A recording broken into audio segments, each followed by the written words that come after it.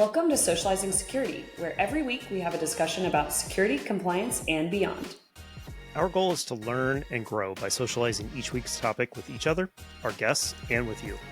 A quick compliance note, this podcast is meant for informational purposes only and should not be considered legal or regulatory advice. We're glad you've joined us, and we hope you'll learn along with us.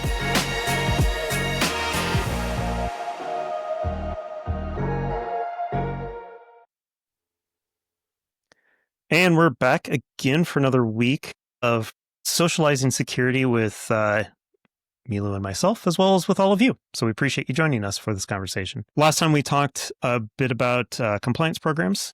It's obviously a big, very wide topic, and even just getting through, hey, here are the list of major compliance programs that a lot of people may have heard about and may want to know more about.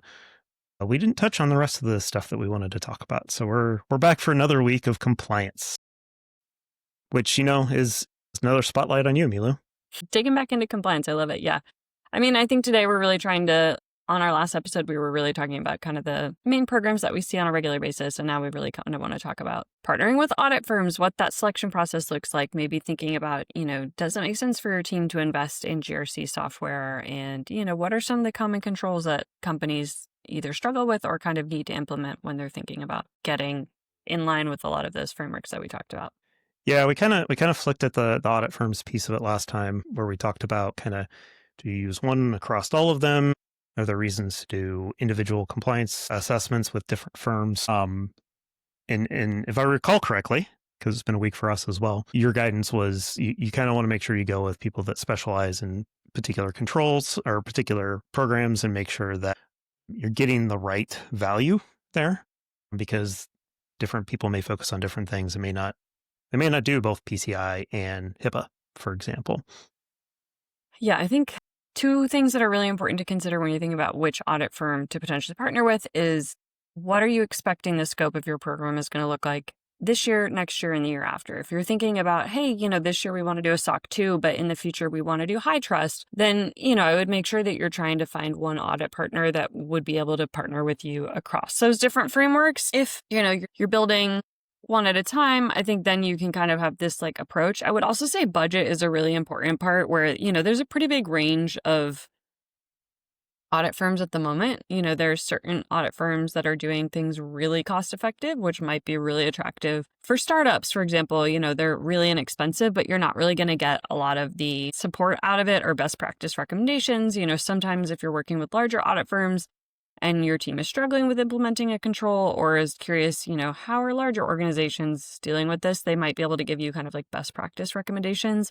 I would think that's probably less common when you're thinking more of the smaller controls or smaller audit firms. I think it also depends. I think if teams are investing more heavily in governance, risk, and compliance, GRC software and tooling, generally those tools do have partnerships with firms that plug in well with those. Again, I think for the most part, most of the large firms support those too, but it does seem to be some of those more cost-effective audit firms seem to have partnerships with those tools. So that might be a natural fit. If your team is already investing a lot in the software, maybe it is nice to have an audit that's a little bit less invasive, where they're really actually looking at the implementation of the controls on the software side and doing less in-depth audits, in-person interviews. It really kind of depends on what the team is looking for. There is just a large range of what people are charging, for example, for a SOC 2 audit right now. It's a little wild, honestly, the difference in the market of, what a small, medium, or large audit firm might be charging. There's a pretty wild variety. So I would definitely also say just do your research and interview a couple of different firms so you can figure out, why it's looking different for one to the other. Yeah, it's about like picking a painter for your house. Very different skill sets, very different approaches. I'm sure there's a lot of art that goes into it, as well as the science of it all, that you'll definitely want to figure out how they go about it to make sure that they've got what you need out of it and justification for any prices that they might have there. Yeah, for sure. Cool. And I would also just try to find an audit firm that has a consistent workforce in place. It's a lot easier to pass audits and to do them year over year if you're working with the same team. It can be frustrating if you're having to onboard the auditor about what your team is doing and, how your team is set up every year if you're getting different audit teams each time. So I would definitely also try to see, what is the practice in place for those audit firms? Do they usually have pretty consistent teams? Is that maybe something, that you can work with the account teams to figure out like, hey, this is really important to us. We want to work with the same audit team year over year. Yeah, an important note to pick the right one the first time so that the next year, hopefully you don't have to abandon them and move on to somebody else. And I would assume that just going with the same firm, even if it is a different team per se, that, some of the consistency will be there. They're looking for the same things. They've got the previous documentation that they don't have to do discovery all over again. But yeah, I know just our conversations that we've had, knowing the same people are coming in and being able to skip past the getting to know you phase, being able to say, okay, you were in the same data center last year and you saw these same things, and they're looking for the differences rather than the details of every single thing is a huge accelerator to the whole project. So I guess any other items to look for as people are considering the different firms, or things to look out for when they're kind of in that research phase that they should know about at that point? Yeah, I think we covered the majority of them. I think it's really important to evaluate what audits they might be able to support for future growth of your program. Understanding, does your budget align with the cost and what you're spending and what you're getting out of the experience? And then also, what is the reputation of this firm? Are they large? Do they also have a consistent talent base, that's going to be able to support your team year over year? I think those are really kind of the big things I would look for when you're considering who to partner with. And again, I've usually had some of the best experiences when I've been working with some of these smaller shops. So definitely don't, you don't have to run to the biggest and baddest and bestest ones automatically. Reach out to the smaller firms to see, because, again, I do think they might be a little bit easier to work with in terms of also giving you some of the best practice recommendations and stuff like that. Yeah, again, sounds a bit like working with IT vendors. Sometimes working with startups can be scary. The big ones, nobody was ever fired for buying IBM is an old trope in the IT space. And that philosophy has definitely changed over the years. But, sometimes you can get some really good stuff out of a startup, while it may be riskier for the longevity of that technology. If a startup gets acquired, they go out of business, whatever. But you may be able to get like bleeding tech that way, a whole new paradigm of doing things, just ways that just don't work in a larger company sometimes will work better in those smaller companies. So I love that advice for sure. Another big piece of the cost puzzle beyond the audit aspect of it is the management of all of these controls. And we'll talk about the controls here at the end, but there's a lot of documentation that is required to be tracked. There's a lot of policies, procedures, all these things that go into all these different compliance programs. And so there's a full-on market for software for GRC, for managing the governance, risk, and compliance programs. And so that's an aspect of this too. And I guess as to kind of transition into that, does the software you choose have any relationship to the firms that you use to do those audits? Sometimes, again, a lot of these softwares do have preferred vendors and preferred audit firms that they work with that, are used to doing audits out of this software and are used to being added as like the auditor within the tech. So I think that's definitely something to think about when you're thinking about a firm as well. If you do have software, are they used to using that software? Are they aware, that you're planning on doing the audit in that? I think for the most part now they support kind of the main ones. I think a lot of audit firms also have their own software where they're doing evidence collection and uploads. I will say GRC software can be really useful, and it also probably makes it easier to pass audits because the visibility and tracking is just very clear. I will say, though, you don't have to have audits. Like, you don't have to have software tooling to be able to get these types of things. I think there's a push for companies to invest in tooling. It's very expensive. So I would also say, spreadsheets and manual evidence uploads are still a really realistic way to do audits and to add these. So I wouldn't say you don't have to have software. I also think a lot of these tools, companies end up investing in them and then they end up realizing, this is somebody's full-time job to now manage this software. So unfortunately, a lot of these tools, there is some automation in place where they can plug in to like your cloud hosting storages and like, test that backups are happening and test the encryption and stuff like that, which is awesome. But a lot of it is still manual where, the team is still uploading manual screenshots and is still doing those manual reviews. So whether, you're doing that in a software that might look better in audit versus a spreadsheet in a Google folder, kind of up to the team. But I would say some of these tools are excellent and they do really help, but I don't think they're a required thing. Yeah, that's good to hear because, the costs of audits are high to begin with. And to throw extra money at that, it's the whole tax in the United States situation where certain companies are really incentivizing the government to make taxes difficult so they could sell software to do it. So I'm glad to hear that's not the case with some of these compliance programs, because there's nothing that annoys me more than that to say, let's complicate things just so that people have to buy software when things can be fairly simple. And when a lot of the work is, I guess, manual in a lot of cases, going and grabbing screenshots, having to, you're creating those policies and procedures. At some point, you've got to connect it into some system, whether that's linking to it in a database, whether it's linking to it in a spreadsheet, whether it's uploading it to some portal. That work has to happen no matter what you got going on.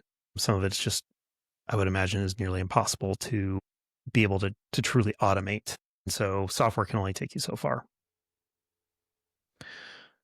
Anything else to add on the software side of things? Any other pros or cons people should consider if they're looking for software or automation to help them with the process? I think software that I've found, obviously there's software that can help in audit, which again, you can do really successful, cool projects with. And again, I don't think it's necessary. I do think two areas that are worth the investment for compliance software tooling is one, getting a software that can help you post a trust portal where you're displaying all of your compliance accolades, your security controls, you're making it easier for your sales team to sell. I think getting a trust center, like a safe base in place, is worth the time and the effort to get that spun up, because you'll see a reduction in customer requests, which is huge. Helps speed up the team when you're talking about the sales cycle, which is awesome. And then I think another area that can also be really helpful of seeking out automation is security questionnaires. So not only do we do external audits, a lot of times, right, customers have their own custom third-party vendor due diligence questionnaires that they expect compliance and security teams to answer. I would say finding a software that can help you create a database that can help at least generate the initial responses to those questionnaires is definitely worth the value, I would say. And again, a lot of these GRC tools offer all of these or a suite of these products, where you can get the Trust Center, you can get security questionnaire automation. So that I would definitely look into, because it does slow your team down to be answering the same question over and over again. So, Yep. I would say it's not just getting tools that make it easier to pass audits. It's also tools that help your business close deals faster if you're thinking about it from like a trust portal, like transparency, visibility perspective, as well as then answering those questionnaires in a quicker, more automated fashion. Yeah, I look at the compliance reporting to customers a lot like RFPs, for those of us that are on the sales side of things and have to deal with customer putting out publicly, it's request for a proposal. Hey, here's what we're looking for. Here's the details. Tell us how you meet each of these requirements. And they send that out to potentially dozens of different vendors. Usually they will narrow the list down because they can't. RFPs are hard to do on both sides. So they don't want 20 different responses. So they'll send those out, and those questions tend to be very standardized. And when you're on the other end of that, receiving those RFPs, you're seeing the same questions over and over and over again. So I've definitely seen software that works on that front to help reduce the time it takes to answer those types of questions. So I can imagine the same thing with compliance, because as we talked about in the last episode, a lot of overlap between the different programs. And of course, if you're having to do some of these annually, you're hitting them on over and over again. And then you've got customers that'll ask questions towards those compliance controls that maybe isn't just, hey, produce your SOC 2 report. So you've got to answer those individually as well. When it comes to some of those documentation aspects of things, I'm assuming that like the most simplest software you need is Dropbox, Google Drive, OneDrive, something like that, where you've got a shared location where probably the compliance team is going to store those types of things that then me as a salesperson, a customer-facing person, can go to grab what I need without having to invoke the compliance team or the legal team at all. Can it be that simple? Yeah, I think it definitely can. Again, I think if you can get to the level where you're pushing it externally with something like a state-based, like a trust center or something, I think is probably the next best step. Because again, your sales team might either be sharing documentation that's supposed to be behind an NDA, and they might not totally understand exactly what is supposed to be public versus what needs to be Gotcha. NDA protected. But again, yeah, I think if you're starting out, I think another thing that you could do, if you have been doing questionnaires, for example, or even RFPs, if you have that knowledge base, if you have a couple of different examples that you pull together, you could also, if your company has, a ChatGPT license or something, you could put that knowledge base into it, upload the questionnaire and be like, hey, could you do the initial intake of this based off of these previous answers? That might be a way to do it in a more cost-effective way if your team already has some type of, AI tooling already approved. Yeah. And I know there are specific tools just for doing RFPs at this point with AI. You don't even have to pre-feed it a lot of the questions. You just pre-feed it a lot of your documentation internally and let it kind of go from there. And as people use it more, it becomes more refined at that. So there's some cool tools in there. And obviously those are getting into the more advanced areas for sure. Anything else on the software side that we didn't touch on that people should be thinking about or aware of, or, as they're planning to acquire software, should be thinking about for requirements? Yeah, I would just make sure you're clear on, what level or what amount of manpower it's going to take to actually maintain the software, because there's nothing worse than getting something, investing in it, and then it being a static thing that your team isn't updating regularly or using. Because again, some of these softwares might end up requiring like an analyst full-time to basically maintain them. So I would just be mindful when you're thinking about, getting a software. Sometimes it's not as easy as just being like, great, we got a software. It's actually like, oh no, now we need somebody internally to be able to manage this. And so I would just be mindful of that too, if you're thinking about how much time and effort it's going to take your team to maintain it. Just before you invest in something, I would just, consider the internal bandwidth to actually be able to support it. True for any software acquisition. I've definitely seen that many times. There is some advantages in this current state of subscription-based licensing where, depending on the type of software, investing in it for a year to see how it goes, knowing that you can pull the plug after a year has some advantages, as opposed to buying a piece of software where you have to run the servers and you have to acquire all those bits and pieces and you put it in and it sits there and it doesn't get used. And now it just is essentially sitting on a shelf. Those days sucked. I did not enjoy those days. So I kind of enjoy this capability of saying, we're gonna give this a try and we're gonna do our darndest for the next year to make it work. And after 9 months, we'll decide whether we're gonna move forward with it or not. As we continue on with whatever program we have going on that is requiring the software. So definitely good advice there. I think the last thing we wanted to cover off on, which is going to probably take about the second half of this episode, is kind of common controls. So we talked a lot about controls when we talked about the different programs and what types of controls were utilized in those programs. So we really wanted to just kind of focus on what some of those controls are, because again, lots of overlaps means that a lot of these controls are actually going to apply to multiple different compliance programs. So I don't know if you have anything you want to set up for before we jump into the list, Milou, but we do have a list to go through. So anything you want to kind of put at the high level here before we dig into individual controls? I think something that can be really helpful for organizations as they're looking at security controls is to create a custom categorization of controls, to making sure that if you're thinking about, okay, SOC 2 requires these types of password controls versus ISO 27001 versus NIST, if you can actually categorize those controls, again, whether you're maintaining those controls in a spreadsheet, in a tool, if you can come up with some type of categorization that your team can actually sort by control area as opposed to individual framework, I think is really helpful. Because then if the team is coming to you being like, hey, what are our minimum password requirements across all of them, you can filter by that as opposed to doing it ad hoc individually. I think is something I would definitely say, create a consolidated sheet, list, whatever, of your controls, and then come up with a common 10, 15 categorizations that anytime you add any new security controls, you can categorize them according to that framework.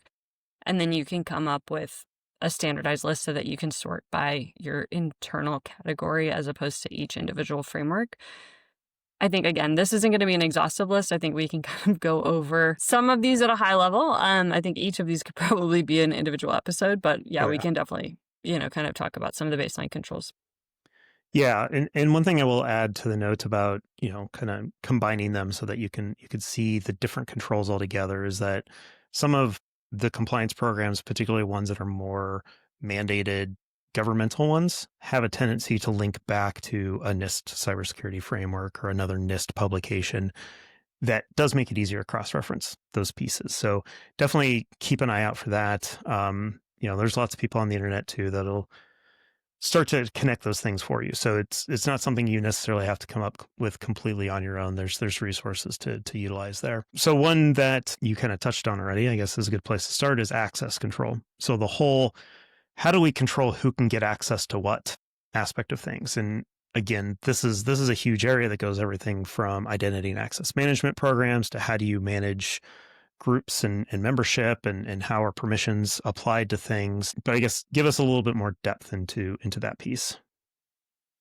When you're talking about access controls, most of them come down to actually assessing whether or not the company is meeting the principle of least privilege. And so that looks at, who are your super admins, who has access to your privileged accounts, who has access to your most sensitive systems, whether, that's your cloud infrastructure or your code repository. How often are the teams looking at that? Generally, user access should be vetted and confirmed usually on a quarterly basis, at least for your high critical systems, maybe less frequently, for your low severity systems. But, checking that team members have the right access, that they don't have too much access, that they're also tracking where they're asking for that access. I think that is one that teams struggle with, where they actually need to raise access requests in a ticketing system in some trackable way, that it's not just like a Slack, to the admin being like, hey, I need this. So yeah, I think it's making sure that access requests are logged and monitored, as well as then, quarterly reviews are taking place, that access to systems is taken away quickly, within 24 hours of somebody's departure within an organization, to just making sure that, they don't have existing access after the fact. That usually is the brunt of it when we're talking about the generic controls. Yeah, a lot of kind of common sense stuff in there. The one about making sure that people get their control or their access taken away when they leave the organization is a big one for me, because as simple as that sounds, it continues to be a never-ending pain point in a lot of breaches, is that person's account didn't get disabled, didn't get revoked. Even harder to deal with, and even more challenging one, is the person doesn't leave the company, but they change their role, and the new role requires a different level of access. And therefore, if I start off as a sysadmin and I move over to the finance team, let's say, now all of a sudden I get access to all the financial data. But did I lose my access to all the systems? I probably should, but that doesn't always happen. And I know that's a control I've seen fail multiple times, but an important one at that. Yeah, it's a good use case for why single sign-on is useful for organizations, because it also makes it easier to revoke access. But it is usually very common that a lot of companies just haven't implemented SSO across all of their tooling. So yeah, as much as that would make it a lot easier, but sometimes that's not possible. Yep. Some applications just don't support it as well as they should. And sometimes they get bifurcated, like they won't support any generic SSO, but they'll support logging in with Google, if or an M365 Entra ID type solution. So that's definitely a part of the software conversation. How do you pick the right software? Well, sometimes you've got to put a limit in there that says it has to integrate with our SSO, otherwise we just can't do it. And that's a fairly mature point to be at, but one that I've seen companies have to do in order to make it manageable. Next on our list is another one we've talked about a lot, which is incident response. And obviously huge these days, because, it's not a matter of if, it's a matter of when you're going to have to implement that incident response plan. So what are the different compliance programs looking at for that, particularly where they have common overlaps? Generally, it's just making sure, do you have an incident response plan in place? Have you thought through who's going to be involved, how they're going to be notified, how our customers are going to be notified? And then generally, there's also the invocation of an incident response test, whether that could be a live test. If the organization has experienced a large incident, that might be really great evidence to show that Otherwise, you're doing a tabletop exercise where you're getting this incident response team in a room, you're talking about a situation, you're talking about how the incident commander is really going to divvy up the task and make sure that everything is remediated accordingly, how it's going to be documented, is there a postmortem? So part of it has to do with the documentation itself. Do they have an incident response documented? Then the next part is really, does it work? Have they tested it? How can customers also expect to hear from their team in the case that something happens that impacts their environment? Yeah. So in that scenario of proving it, is that something that you see auditors often wanting to witness it? Or are they just looking for, give me the notes from your last tabletop, or somewhere in between? They usually want to see the incident log. So which ones were actually raised. And then, if there's actually documentation from the tabletop exercise, which is a pretty common output, they would just want to look to make sure that it actually took place. And then, were there any action items or things that they noticed, like, hey, we could be doing this better. So they don't necessarily need like a live example. They don't really sit in on the tabletop exercise or anything like that, but it's generally they're looking at the documentation. And also, I do think sometimes it is helpful to actually see a real incident. And then also just how the team is alerting on those incidents. So how are team members being notified in the case that something goes wrong, right? Yep. That seems pretty reasonable and not too onerous, other than the fact you need to do those exercises. And that's important by itself. Again, compliance is the bare minimum you should be doing. And I'm a big continuous improvement. So I would, if I were an auditor, which is an odd thing to say, I would be looking for every time you do an exercise, there's a list of improvements that need to be made, because there's always something that can be improved. Next on our list is one that we've talked about recently, which is risk management. And again, I'm assuming that's going to be a lot of making sure we've got the proper controls in place, making sure that we've got some sort of program to assess that. But are they getting into the level of like assessing how you are assessing your risk and how you are responding to risk discovery? Yeah, so they do. It depends on the audit, right? So different auditors and different audits are a little bit more involved. So generally it is just making sure, do you have a risk management policy? Do you have a process? Do you have a risk register, a centralized repository where you're keeping track of the risks and the treatment plans? And then I think part of that is also seeing, is the team actually working to remediate those risks? You know what I mean? If they've come up with a treatment plan, where are they in actually fixing the things that they said they would fix, to making sure that things are actually moving? How often are those risks being looked at? Is it once a year? Is it quarterly? Who's responsible for making sure that the board or the leadership team is made aware of some of the risks? So I think that's generally where what they're looking for, is making sure they have the documentation, that someone's actually doing something with the risks, that they're not just raising them, but they're actually coming up with ways to treat them, and that those things are actually being finished. Yeah. Being able to find them doesn't matter if you don't do anything about them. So that's obviously a key piece of it. Again, the bare minimum you should be doing. There should definitely be some advancements beyond what your compliance needs are. Next up, data protection and privacy. That one could go a lot of different ways, in my opinion. That it obviously invokes the, hey, we need to protect our data, and assume there's some relationship there with access control. There's also the element of making sure that data loss, whether that be exfiltration, your typical kind of data loss prevention DLP type solution set, but also your, hey, we just had ransomware breakout. We need to be able to recover back in time to a clean point. Or, hey, this database just got completely messed up. We need to restore it back. I guess where do you usually see the compliance needs in that protection and privacy space for data?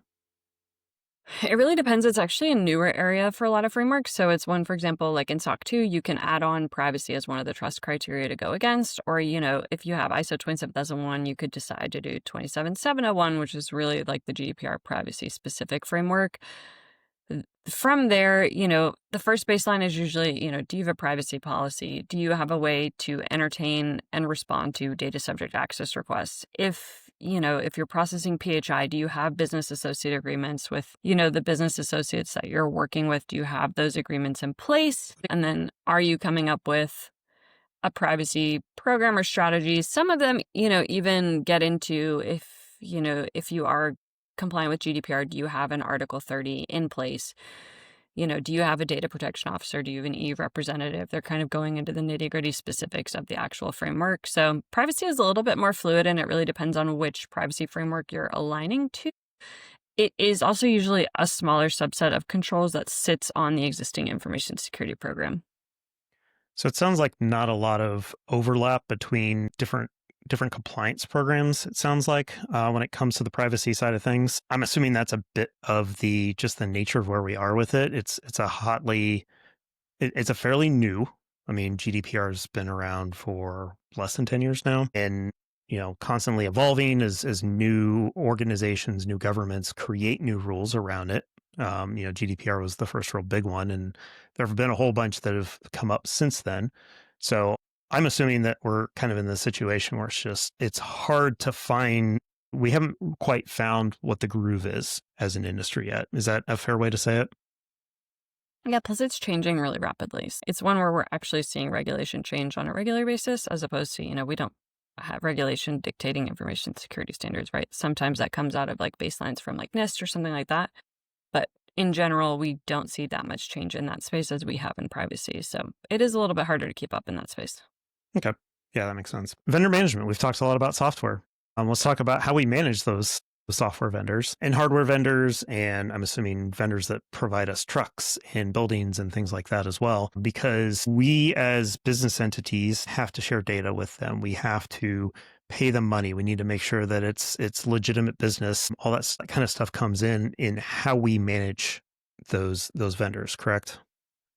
Yeah, absolutely. And again, a lot of the third-party vendor management controls have to do with, do you have a register? Do you know who your vendors are? Do you know who you're paying on a regular basis? You'd be surprised how many companies struggle with this in the startup space. It usually happens organically. One team needs something and it just kind of goes from there. So I would say making sure you have a centralized repository. Are you doing regular third-party reviews? Are you looking at their compliance certifications? Do you understand what their criticality is to the business, how important they are? That can also set the stage for, how in-depth of a review you're doing. And it also ties into access control a little bit.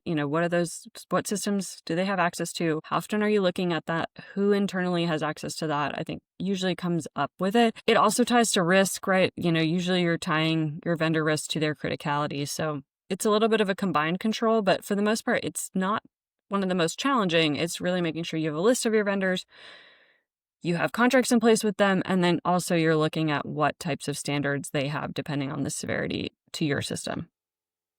Yep. Sounds pretty straightforward. Next is one I know that is near and dear to your heart, which is security awareness training. Have seen you produce some of that space, and whether you actually enjoy it or not, I think is maybe another story, but it's a critical piece. Again, don't like to victim blame, but people tend to be the weakest link. We could put in all sorts of controls around these systems, essentially walk in an attacker into our environment, then there's not a lot we can do to stop it if they have legitimate reasons to access that data themselves. So I guess, again, this is probably one of those areas where I assume it is, do you have a program?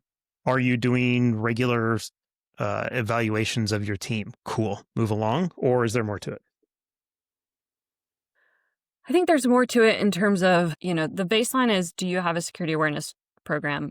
Do all of your employees do it when they onboard, and do they do it annually thereafter, right? That's kind of the bare minimum. Beyond that, then I think the next question is, do you do phishing awareness training? If somebody fails that training, what is the next step for them? Do they have kind of like step level, different types of training? If they fail once, they do this training. If they fail a second time, they do this video. If the third time, maybe they meet with the compliance team or something like that. It also depends, if you are doing some of these privacy programs that we had talked about, usually privacy training is also required. So making sure, you're covering the right topics. Are you also doing continuous training? So, is your compliance team sending regular updates, about breaches that have happened or different things they could be doing to secure their home systems and stuff like that, I think is an important thing to think through. And that's usually the brunt of it. Again, I also would encourage you to just make sure that the content is fresh every year. Don't use the same video over and over again so that it's a little bit more engaging for your team members. Yeah, I can speak to experience. It's easy to tune out that one that you've seen the last 2 years. I've even seen it across companies.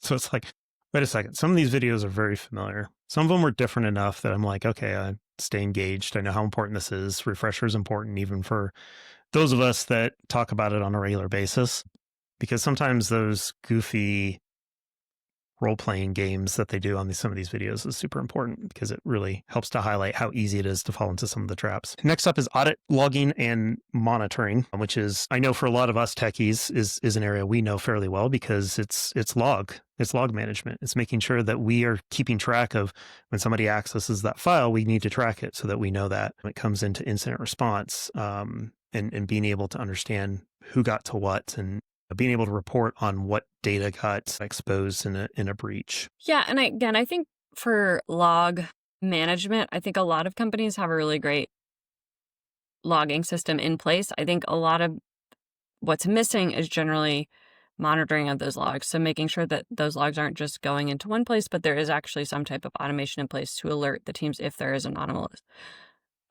activity going on. I think that's generally usually a lot of the requirements require that logs are generated, that they're maintained, that they're stored, for 90 days or a year within data retention requirements. And then, the piece that a lot of organizations struggle with is making sure that, someone's actually monitoring the logs. So someone's actually going through, a lot of organizations don't have a dedicated security operations center. They don't have a SOC. That is something that you can get a SOC for to actually do the anomalous reporting, but of coming up with not only are you collecting and retaining logs, but also are you actually monitoring the logs?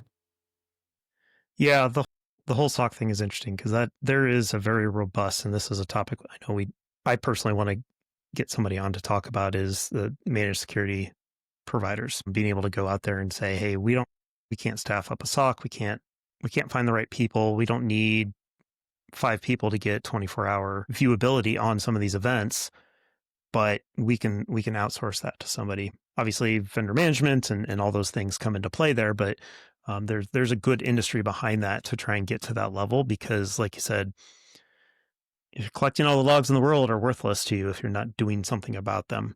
And so having something like that, again, having compliance kind of push you to do that is good because it's something every company should have, but not every company can have. Next topic is one that's near and dear to my heart, which is business continuity and disaster recovery. I would expand this to, in a lot of ways, it's starting to kind of merge with the incident response. It's different in a lot of ways, but there's a lot of overlap in that space, in my opinion, where we have to react to something bad that happened that took the business out. How do we get the business back up? On the technical is generally the same. We need to know what are our most important applications? What order do we need them up in? What's our minimum downtime that we can afford to have? The details of how to do that is kind of what differentiates disaster recovery from cyber recovery.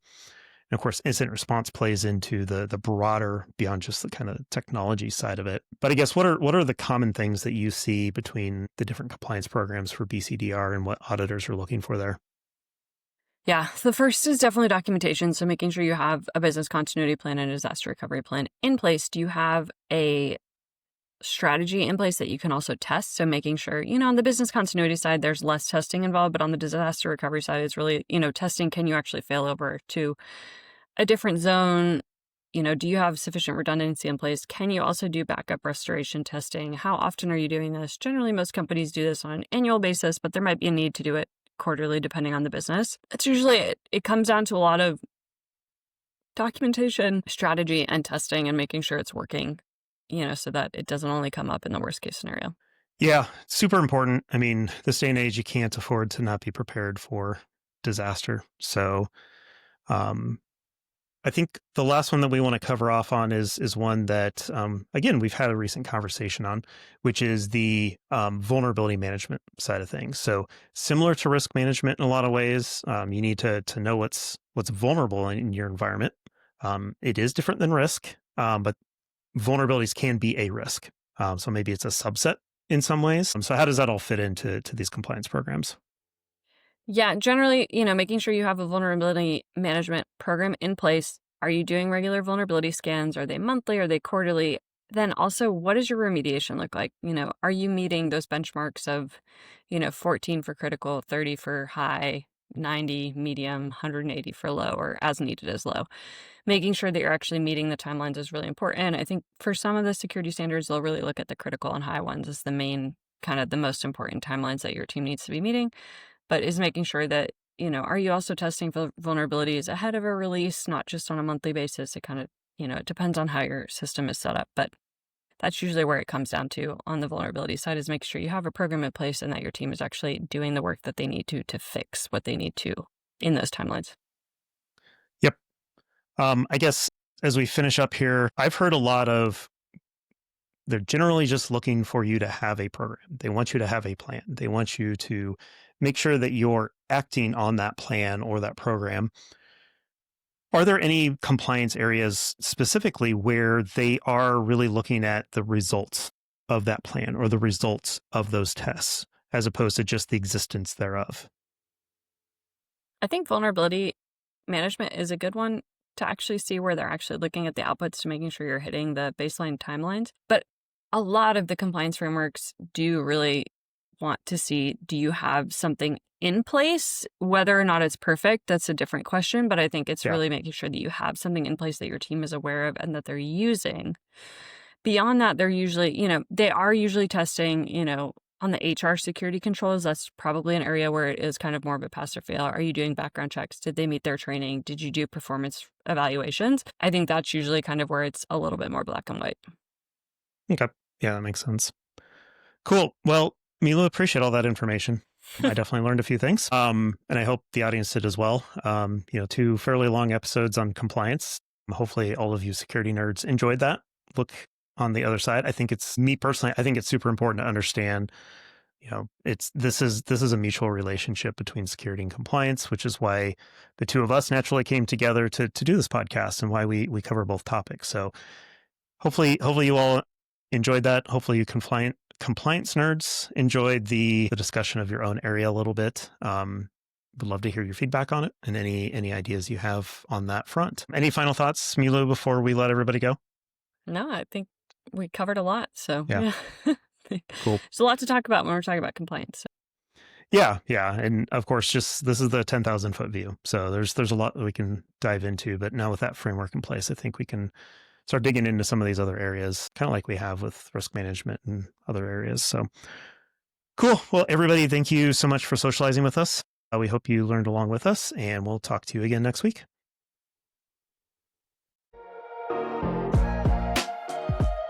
Thank you for joining us for another episode of Socializing Security. We hope you learned a thing or two with us.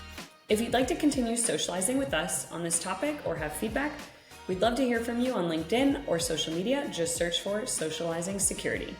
Or you can email us at info@socializingsecurity.com. Until next time, stay social and stay secure.